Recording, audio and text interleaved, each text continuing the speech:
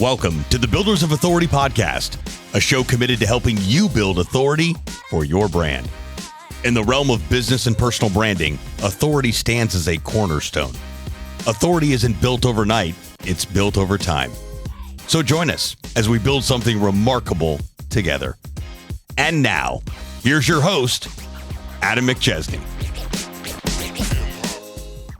Welcome back, everyone, to another episode of the Builders of Authority podcast. Our title sponsor for the podcast is Go High Level, also known as GHL. GHL is the first ever all-in-one platform that gives you the tools, support, and resources you need to succeed and crush your marketing goals. Personally, I've used this software since 2020. It's been a game changer for my business and our clients. If you are looking to level up your CRM and marketing game, then this is the platform to use. You can find a link for a free and extended 30-day trial with tons of Builders of Authority bonuses in the show notes to take advantage of this incredible opportunity to adopt GHL's amazing software and grow your business. Today is going to be a great episode. I've known this individual now for over 5 years. He and I met in a group where we learned digital marketing way back in the day. Seems like forever ago, but it was just a couple of years ago. Since then, we've been active in Apex together, as well as some other communities, and now he's a one-to-one coaching client of mine and a member of our BOA Mastermind. My guest today is Lewis Vandervalk. Lewis is the CEO and owner of Blue Crocus Solutions. He is a husband, father, podcast host, entrepreneur, and much more. Lewis, welcome to the show, man. Adam, awesome to be here. It feels like a full circle moment. Like you said, it's been like 5-6 years since we connected. So it's cool to be here. Appreciate you. Yep. Yeah, man. No, it's been awesome. And I know we've talked about this a couple of different times on and off air. I've been on your podcast, both of your podcasts, but just kind of sharing a little bit about like how you and I have kind of seen our full journeys kind of come full circle in many different regards, but also like similar situations, but different situations where you and I have both like left something to go full time into this digital marketing stuff. Since then, we started other businesses, obviously still do the digital marketing stuff. And so it's just been really cool to see that. But why don't you give the listeners a little bit of background on who Lewis is? For sure. Appreciate it. So grew up on a farm. You did construction all through, all the summers, all through high school, even during the winters. I was, finding ways to do it during the school semester. And then graduated, went right into full-time construction. So I've done roofing, pool installations, fence installations, clearing roads, framing houses from the ground up, concrete. Did a lot of different stuff. Really enjoyed it. Loved it. I actually used to brag to my friends that I got paid to go to the gym. I basically got paid to work out every day, and they had to pay for a membership, which has actually come around to bite me, believe it or not, because I've had to form the gym habit. And it's actually I just got my first full-time gym membership like 2 weeks ago at the YMCA. Got the pool and the gym. It's great. But before that, it was, working on the farm, and I kept fit doing that, did all of that. Right. So did that. Realized after that process of going full time into construction as a career, if you will, that I would eventually need to do something that would be able to support a family, give me the flexibility, and also be a long term solution. Construction is very hard on the body. Again, I loved it, but I couldn't see myself doing it for the next 40 years. So I started looking at some different options. My cousin said, you like math and science, just go do mechanical engineering because you like fixing things too and building stuff. And I was like, all right, cool. So I applied, got a degree in mechanical engineering, worked all through university as a mechanical design engineer, designing aftermarket parts for people who are paralyzed.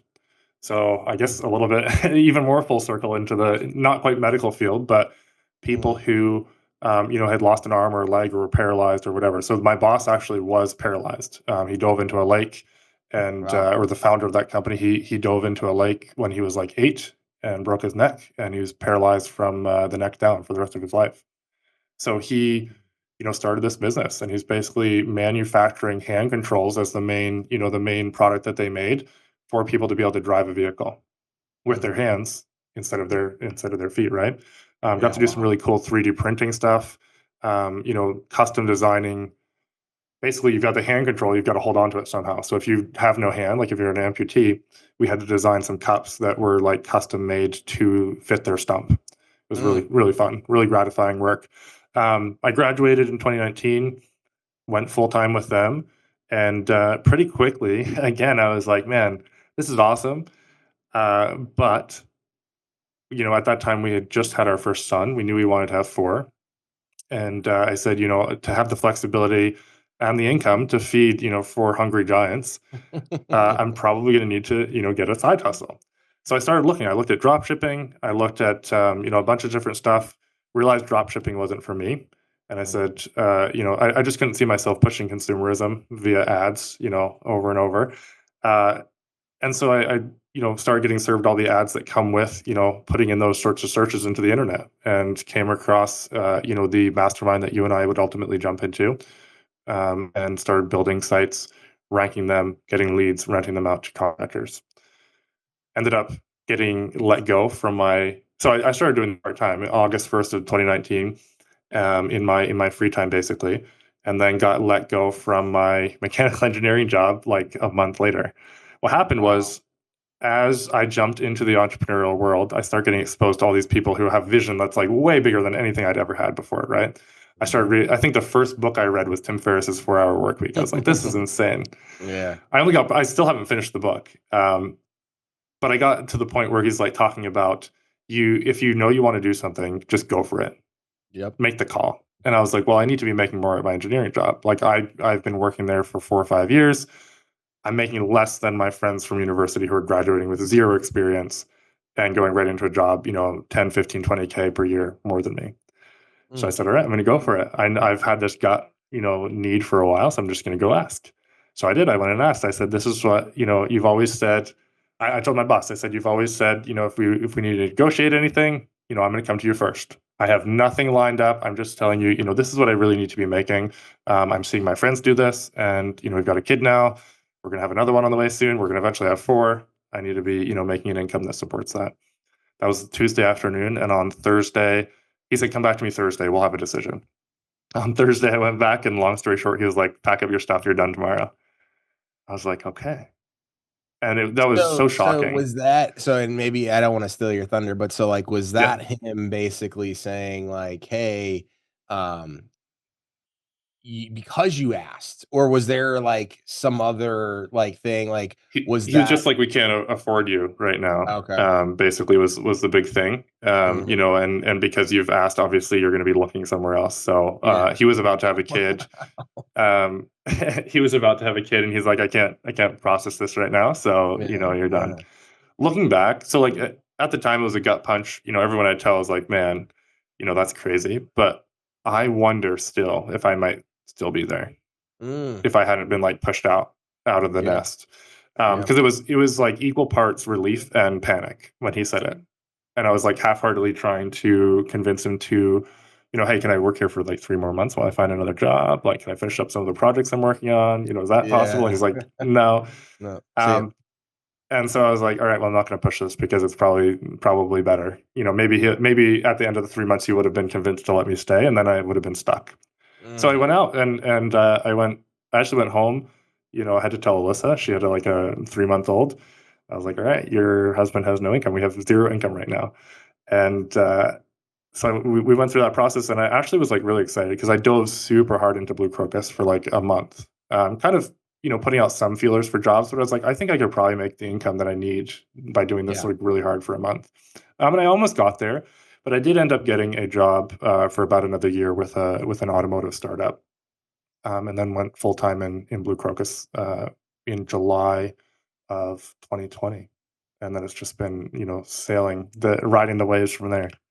Yeah, that's awesome, man. So like I've heard bits and pieces, of that story. I didn't necessarily know I knew that you had left that job. I didn't know the whole backstory, which is super, Yeah, super yeah, interesting because it's kind of where I want to dive in before we kind of talk about the branding and what Crocus does and all that stuff. But I was talking with somebody the other day that was like, Adam, it was actually a 21-year-old I had on my podcast that was like, hey, I don't know if this was off air. He's like, I don't know if I want to go work for somebody after college or I want to like go into basically content creation or running my own business because he's getting paid, more than I did right out of college just from like sponsorships and affiliate stuff and things like that. And I basically like kind of told him, I said, like, hey, it's very hard, in my opinion, to once you go get a job to like leave that security, right? And so I said a lot of people, right, end up going into entrepreneurship because sometimes they are fired or let go or whatever a situation might be, like where they're just like, hey, sorry, we can't, whatever reason, you need to be out.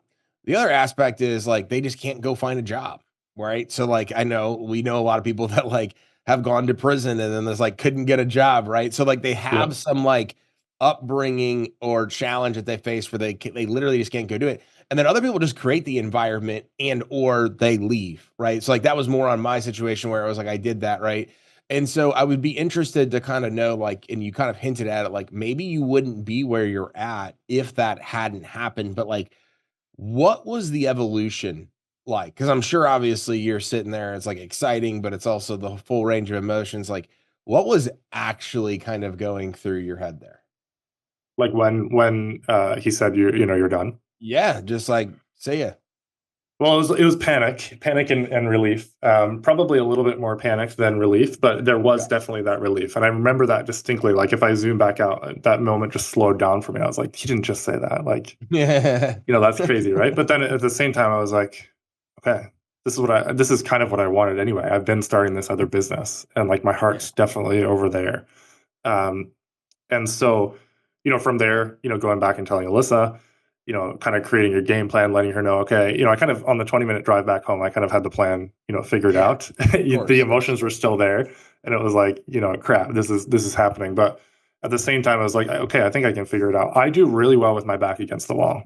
It's Mm, um, it's probably a survival instinct mm, from childhood, but I do perform the best when the essay is due in an hour, when my back's against the yeah. wall, when Yep. the presentation is going to be in 20 minutes, and we still got Mm, to wrap up a few things. One of my favorite things in engineering, in university was competitions. So we would do engineering competitions, and we actually ended up. I got to go to the national level on a team.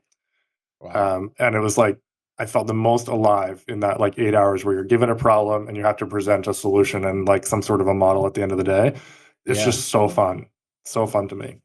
So I think it awoke that side of me, and it also was like, okay, maybe a career isn't as steady as we think it is, Mm, and maybe I just need to go out and hunt for my own food and make it. I love it. So tell us a little bit, kind of what was that first like year in entrepreneurship full time? Blue Crocus. Talk to us also a little bit about what Blue Crocus does and kind of how it's evolved over the last couple of years. Yeah, so started out doing rank and rent, building websites, ranking them with SEO, and then renting out the leads. I did evolve quite quickly into offering SEO as a service to existing businesses because I needed that cash flow right off the bat. I didn't have Mhm. really any nest egg saved up. I wasn't planning to go full time at the time that I did, Yep. and I had invested into starting the business already. So I did get some SEO clients right up front, some website clients to get some cash flow coming in. And then, over time, it actually morphed quite. I would say the first 2 years, uh, we ended up, fully going into just working with SEO clients and website clients from there. So we do SEO and websites for home service companies. We've got Mm, a few niches that we've kind of niched into. yeah. One of which is junk removal. We'll kind of get into that story a little bit around the Yeah. brand and the niche and all of that. But that's what we do, and that's kind of the process. It actually was interesting when I went full time.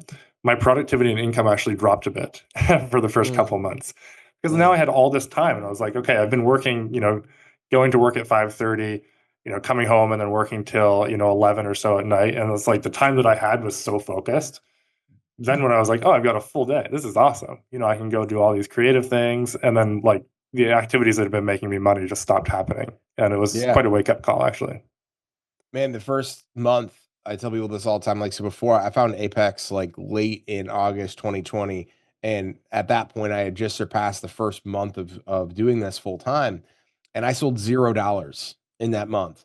But it was Yeah, crazy because I was like selling, it wasn't like anything crazy, but like I was, slinging a lead gen pre-ranked or a prepaid ranked deal, like all these different things, right? And then I have all this time, and it is like the analysis by paralysis thing. Whereas before it was like, I'm gonna work from like 4 to 7 a.m. and then like a couple hours after, and then I was building like a website a day, and it was just like yeah, crazy, right? yeah. But that's interesting. So you And talked that a was little and that bit. was before AI too. Yeah, exactly. So you talk a little bit about like niching down and things like that. Obviously, junk removal. Kind of talk to us about how you kind of got started in the junk removal space, and then kind of branding yourself and niching down versus being a generalist. Yeah. So niching is terrifying as an agency owner because you think that you're leaving stuff on the table. Yeah. Our first niche that we went drilled down into, I think, for the first couple of years was asphalt paving, asphalt services. So if you go back on my timeline, you'll still see cover photos related to that. But it was around that service, and I don't remember how we got into it specifically. But I just decided, it's a nice high ticket. I understood, the concept coming from concrete. Paving, of course, Yeah. is slightly different, but it's the same general concept of preparation and laying it and finishing it and, going on your way. So asphalt was our big one. And then junk removal happened because a local junk removal company came to us and said, I'd like you to do SEO or get me more leads or whatever, they said. That's the common terminology. Yeah. And so I quoted them out at $750 a month SEO. And he was just flabbergasted. He's like, "That's ridiculous. Like, no one's gonna pay that monthly." And I was like, okay." So our lowest package isn't even that right now. But Yeah. so I looked at Ryan, who was a friend of mine from university, who actually was like kind of partnering with me in the agency at that time. And I looked at him and I said, "I think we can start a junk removal company and dominate." And so we did. We took his pickup. We went out and bought a trailer. We got everything up and running, and within like the first 4 months, we were at like 15K per month in junk removal. And then we took it up to within the first year we were at 30K per month. Then the story goes on. About a year and a half after I ended up letting him take it, he left the agency and took the junk removal. I kept the agency and stayed with that. But there were months of like 70K, 100K per month in that. Crazy. And so junk removal became quite big through that because I was asking a lot of questions in the groups. I was, as I started learning stuff, I started giving back, and then people started, to see some, I guess, authority, if you will, being Yeah. built around junk removal. Okay, here's someone that's done it. Here's someone that's getting results. I started sharing that, and junk removal now is our biggest client base. Mm. That's all. And is the junk removal company still going? Like right now? It is, yeah. So Yeah. Ryan's still running the junk removal company. Yeah, That's awesome. Man, I tell people all the time is like, and even, and I'm sure you've seen this, but like when you do what we do, and whether it's me on the auto glass company side or you on the junk removal side, like it does transition even over into roofing or any home service or things like that. Cause it's just like we see things from a different lens because it's yeah, like crap, like having to go navigate, even though I've never like actually put on or repaired auto glass or anything like that, but I still like funded the company and still like hired the first few employees and invested in the technology and stuff. Like marketing becomes a much bigger aspect to those smaller companies. Wouldn't you yeah. agree? I would agree. And I think you have to weigh every decision that you make when it's your business Mhm. versus, oh, go do postcards. Oh, go do Facebook Yeah. ads. Go do Google ads. Yep. Because every decision, I mean, we looked at everything. We looked at radio ads when we were starting, um, and informed our own opinions about it based on, gathering information from people in the groups, et Mhm. cetera.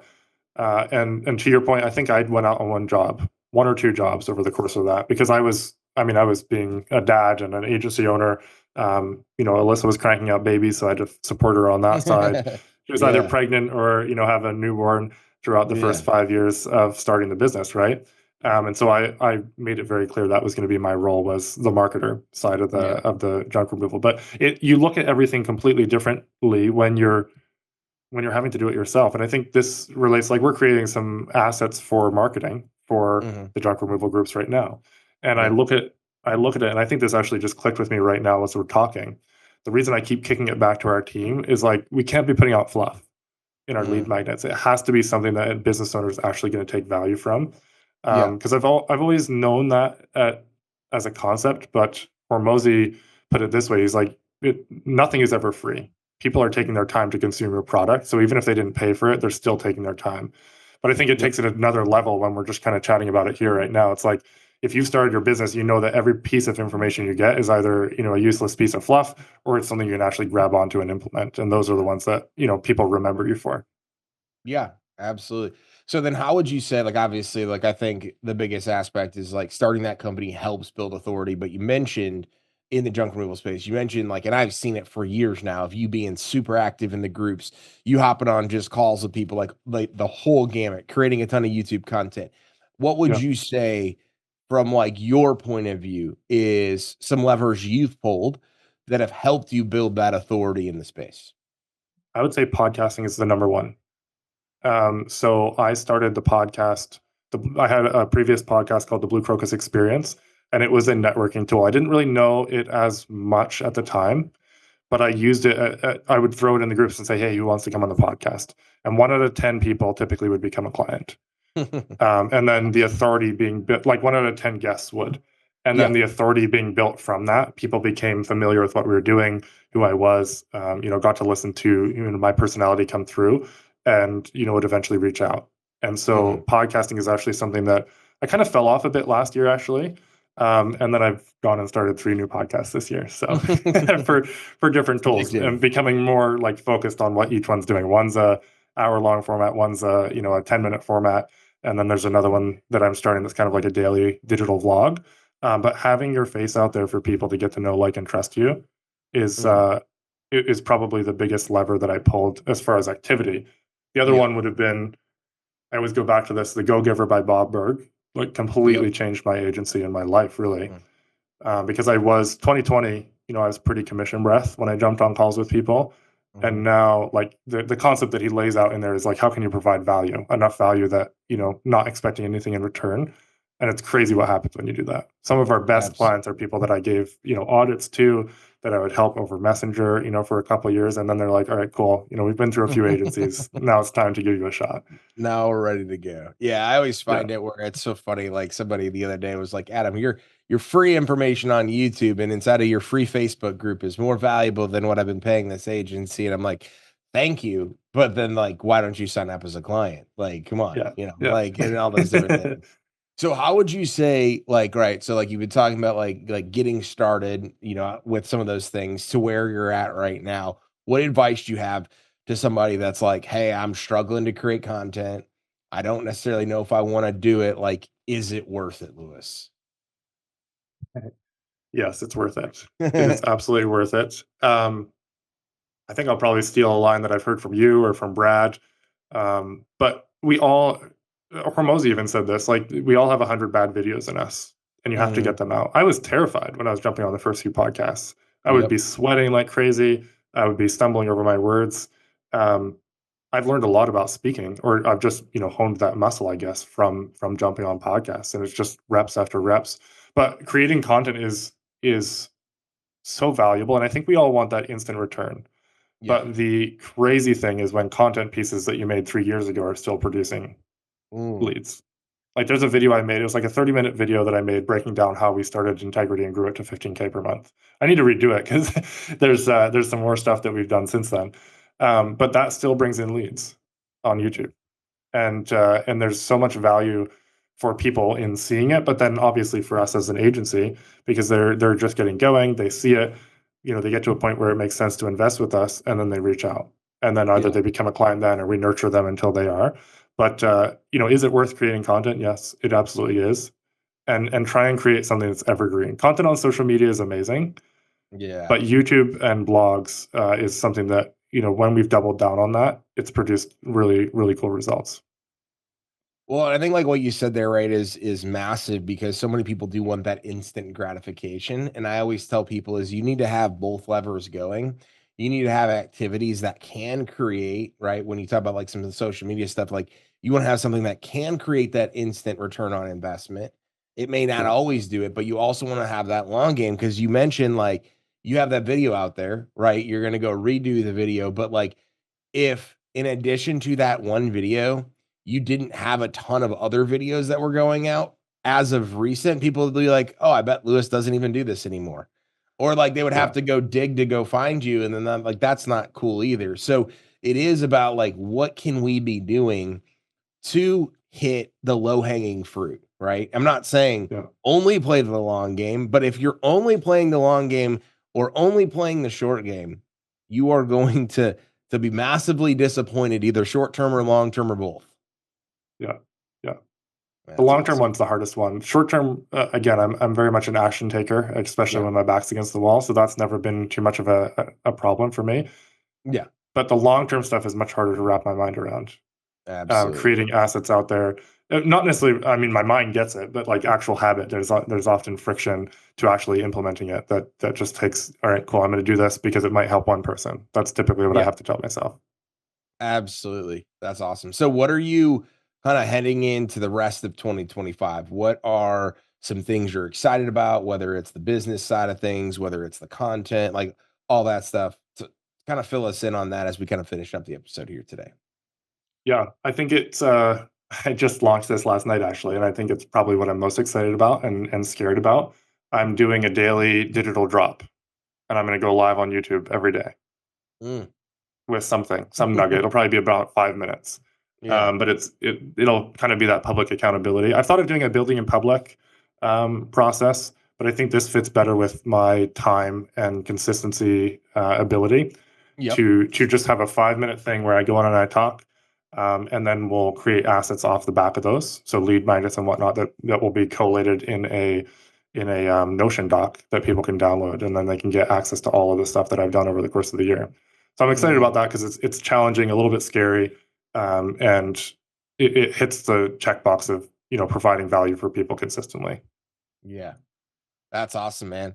Well, I'm super excited. I know I've seen some of the stuff that you've been doing, and I know kind of like some of the stuff you're working on, man. So I'm super excited to follow you, not just throughout the rest of this year, but heading into just the future. I'm grateful for our friendship, grateful for everything you do for me and my community. Where can people stay connected with you online? Where are some places that they can follow along with the Lewis journey? For sure.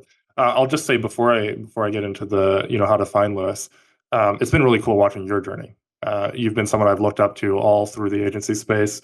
Prior to 2020, I would have been like, oh crap, there's Adam again in the same groups I'm in. And then I was like, okay, cool. There's enough work here for all of us. Let's figure out what he's doing that's working. Yeah. We've hopped on a few calls, through the years. You've been on my podcast and whatnot. And now being in your coaching program, it's actually really cool seeing. That's why I jumped in. I was like, I've been looking from the outside and gleaning as much as I could from that. But seeing how your brain works, and what you have going on, really cool what you've done for your community. So take this soundbite and use it as you will. But anybody who's listening, this was not programmed either. It wasn't. But credit needs to be given where credit is due, because there's some cool stuff you're doing. And even in your free group, if people haven't jumped into that, they got to be doing that, because there's a lot of cool people besides you that are in there, sharing value, and it's a really cool ethos that you've grown there. But where you can find me, pretty much anywhere on the internet, I'm Lewis Vandervalk. Just search my name. It'll be my website, our agency website, my Facebook page, Instagram, YouTube. I'm pretty much everywhere. I'm not very much on Twitter or LinkedIn. I do have profiles there, but if you message me, it might be a couple weeks to a month before I see the message come in there. That's awesome, man. Well, thanks so much for coming on, man. I know you're super busy. Grateful that we had this time, and super excited to listen to this episode back. I know people are definitely going to grab some bits and nuggets from this. So, Lewis, thank you so much, man. Appreciate you as always. Thanks for having me, man. And thank you again to our title sponsor, Go High Level. Without them, we aren't able to produce the quality of content or have amazing guests on like we did today with Lewis. Check out a free and extended 30-day trial in the show notes. Make sure as well to leave us a 5-star review. We're making a big push for reviews this year, and it definitely helps move the needle. And remember, authority isn't built overnight. It's built over time. Thanks so much for tuning into this episode. We sure do appreciate it. If you haven't done so already, make sure you're subscribed to the show wherever you consume podcasts. This way you'll get notifications as new episodes become available. If you feel so inclined, please leave us a review. We sure do appreciate it. Until next time, friends.